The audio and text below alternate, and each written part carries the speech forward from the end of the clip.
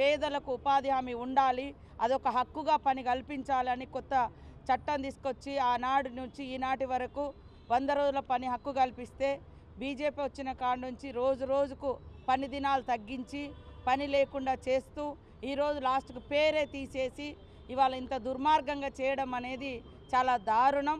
కాబట్టి దీన్ని తీవ్రంగా ఖండిస్తూ ఉన్నాం. ఇది ఒక రాజకీయ పార్టీ ఎజెండా కాదు.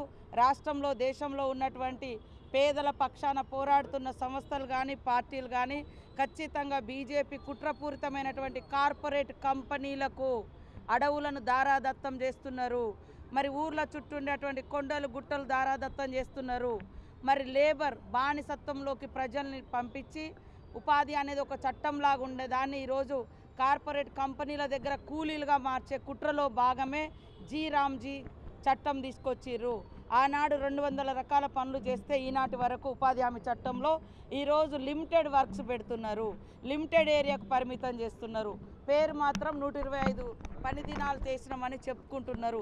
ఈరోజు నేను బీజేపీ నాయకులను అడుగుతా ఉన్నా, మీ బీజేపీ ప్రభుత్వ పాలిత రాష్ట్రాలలో ఎన్ని ఉపాధి హామీ పనులు ఎన్ని రోజులు చేసిర్రు? 100 ఎక్కడన్నా చేసిర్రా? కనీసం 60-70 అన్నా చేసిర్రా?